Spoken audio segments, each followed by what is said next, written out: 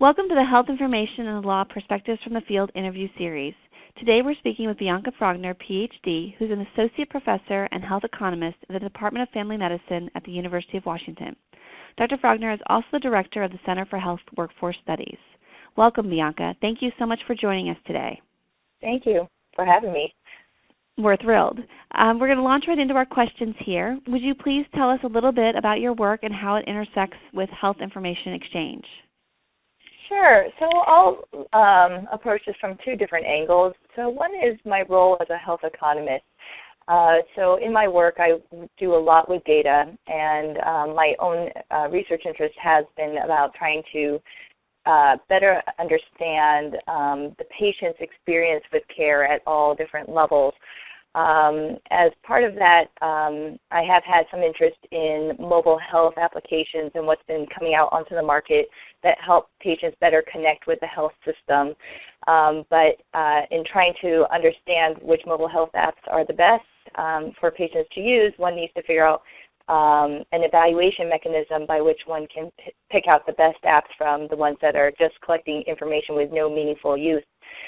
So I've had some ongoing research interest in trying to develop a rapid evaluation system of the mobile health apps out there that take into account how mobile health applications might actually connect back to the system as one criteria to figure out the best quality apps out there. My other role as a health economist and an educator is trying to figure out how to train people to actually understand the data that they get into their hands.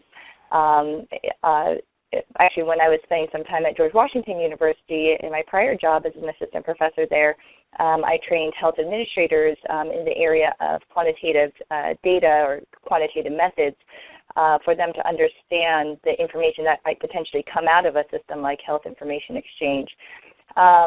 And then my role as the director of the Center for Health Workforce Studies, or CHOOSE as we call it, we do have a couple projects that are ongoing that think about emerging skills that might be related to health information exchange.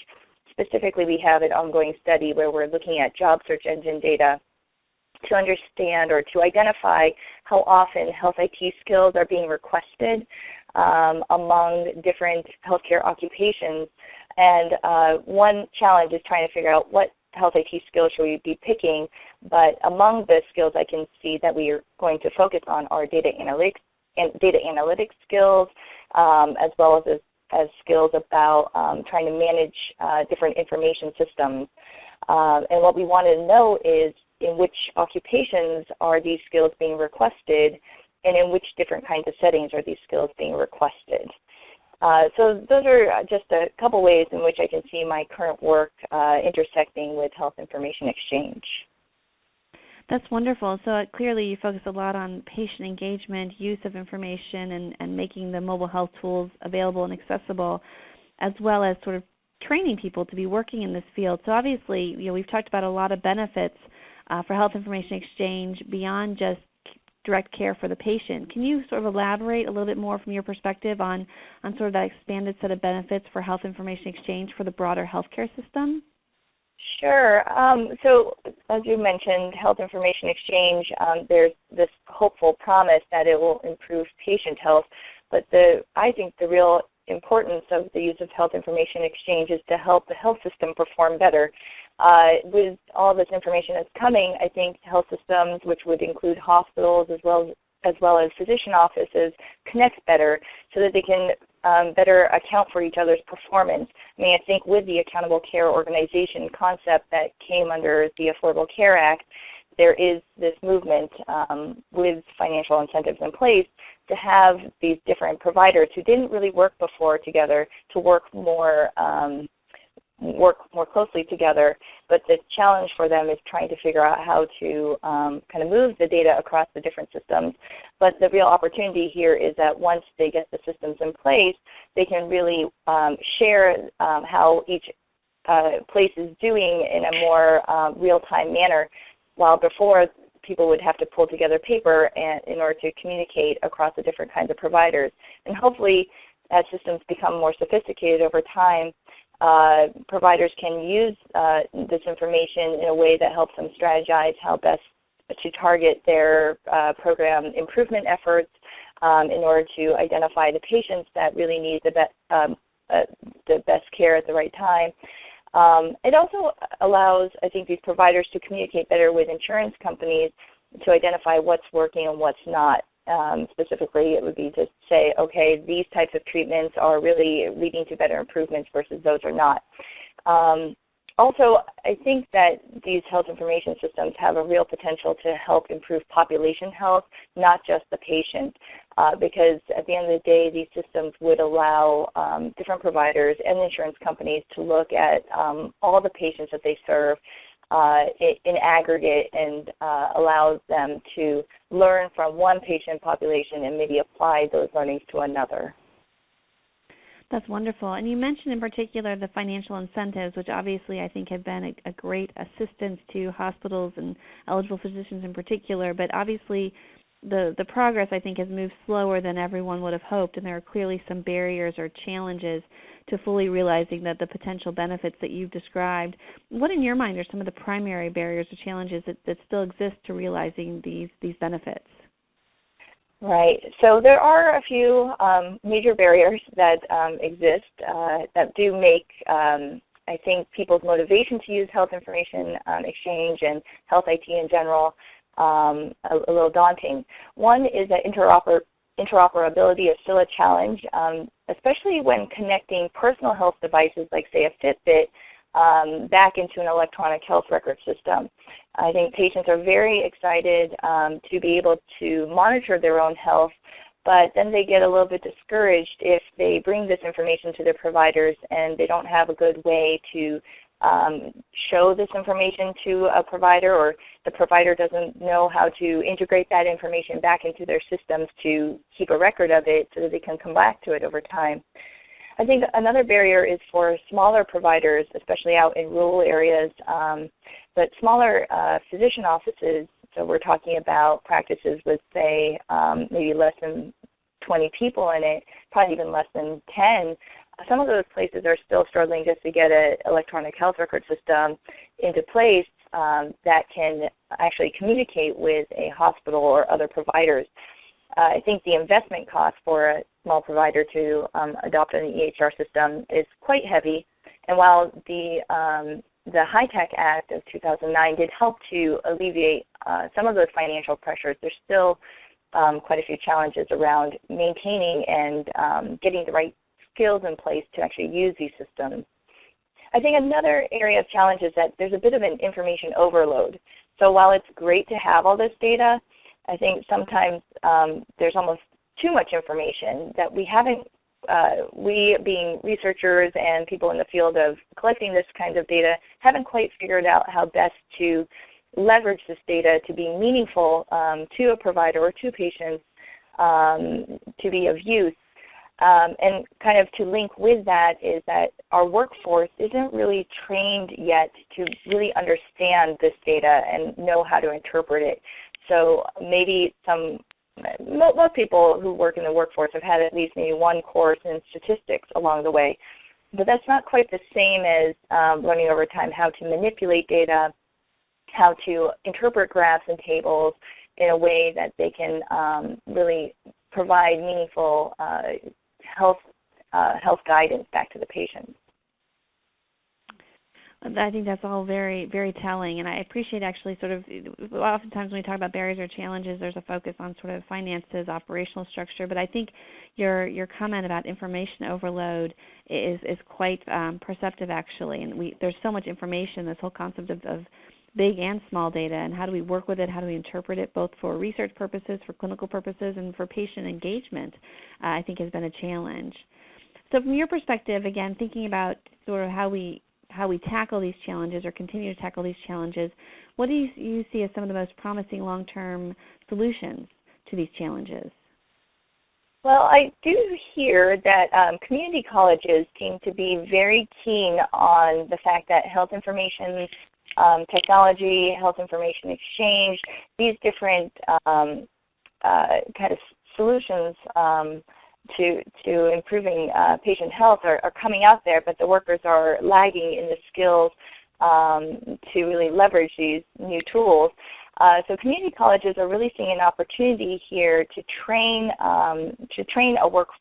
workers, especially those who actually already have a job. So in other words, they're trying to train incumbent workers to actually get the right skills to train up the workforce to best use this information. And they're really seeing this as a call that's coming from the employers, such as hospitals or other major providers, that they're going to the community colleges saying, can you please help create a curriculum for us to address how to take data to that next stage. So it sounds like for some community colleges out there, they've already started thinking about this early on under the High-Tech Act and under the American Recovery and Reinvestment Act, where they got some money to actually develop curriculum to think about health IT. But at that time, in 2009 and 2010, the focus was more about just trying to get the systems up and running. And now I can hear it on the ground that the educators out there are realizing they need to move the conversation to that next step of how do you take all this information, actually make it usable. And there are some federal acts that are out there that, such as the Workforce Investment and Opportunities Act, WIOLA, that help provide some financial incentives to help colleges and other even employers out there to think about ways to train up our workforce to be able to have the skills that are most needed today, among them being using health IT. So what I can see is that the long-term solution here really is about trying to educate our workers that are already in place rather than training up a brand new workforce. So it's taking people that we already have who already know a lot about healthcare and try to give them those extra set of skills to better understand how to integrate health IT and data analytics into their job. I think the conversation is moving away from saying we need people who just do health IT into saying everybody needs to have some skills around data and knowing how to use it and manage it. I think the software and the hardware issues around interoperability, I think that stuff will sort itself out over time. And I think some of the information overload will also sort itself a little bit over time also, as there are different entrepreneurs out there and under just other enterprising groups out there who are trying to find more user-friendly and creative ways to display data.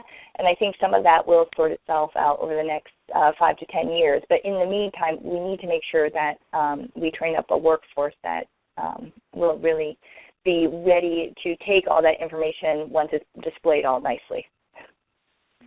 That's really interesting, and we've sort of in our prior interviews haven't really looked at this from a workforce perspective, and I think that's critical, is how do we use this information, how do we make sure that people on the ground are trained and able to work with information, collect information. So as you're thinking about, I think you mentioned some hospitals or other major providers coming to community colleges, some funding in terms for colleges and employers to train their workforce. From a workforce perspective, what do you think are the best strategies to really continue to foster the creation of either new programs or on-site training of current workforce to really think about evolving the workforce towards a place where there's better use, recognition, understanding, et cetera, of health information technology and exchange? Sure. So I think generally in the field of healthcare, as we're in this post-Affordable Care Act era, there's definitely this conversation of how do we get our health workers out into the field and actually helping the population where they live rather than trying to bring them into the healthcare system. And I think as part of that conversation, we really should be saying, also be having that conversation of what kind of data skills can we give these individuals to go out there and talk to their patients and help them work with these different monitoring tools that these patients or individuals out there are adopting. For example, long-term care is clearly a growing area, and in terms of both healthcare demand, and it's also where there are a lot of job opportunities. So we see a lot of home health aides that are being demanded these days among the health workers out there. And we need to think about, okay, so if that's where the jobs are and that's where the patients are, what are the data skills or what are the information skills that we need to give these individuals that can help them keep the patients out of the hospital and in the community. I know there's been some discussion about focusing around community health workers and better understanding what are their skills and capabilities, and are there opportunities there that they can be trained in a way to, again, manage patient health using all the data out there in the community without necessarily using big electronic health record systems. I think it's important to understand, again, how and to focus on how do we really connect all this individual level of data that's being collected by folks out in the community and make it connect back to the larger health systems. But we shouldn't have the patients have to wait until they get to the hospital to figure out how to interpret that information. We need to have them not only connect in that way and have that information being given back to the providers, but I think we need to then deliver back messages to individuals while in their homes, how they're doing, and give them some sense of that they're doing well without necessarily just waiting until they see a provider. And I think part of this means that we have to have conversations with the providers at every level, so not just physicians, but talking to the pharmacists, talking to medical assistants, talking to home health aides and community health workers to ask them what are the barriers they're facing when approached with information through, say, these individual monitoring systems like Fitbits, and what do they want to be able to do with data? What do they think they can do with this data? I think we also need to talk to the patients more and have a conversation and ask, well, what do you hope to get out of the data? What is it that you really want to learn? Because I think right now a lot of the conversation around collecting data is driven by people like me, for example, who are researchers, and I have my own research questions I want to answer, or else it's driven by people who are actually programming these different software or devices, and they have their own beliefs about how information should be used. But we really need to talk more to the actual providers and the patients, the users of this data, to understand what they want, what they need, and what kind of barriers they face, and to figure out what kind of training do we need to give both patients and healthcare workers. Wonderful, Bianca. This has been incredibly insightful, and we really appreciate your time and your expertise. Thank you. Well, I enjoyed this very much.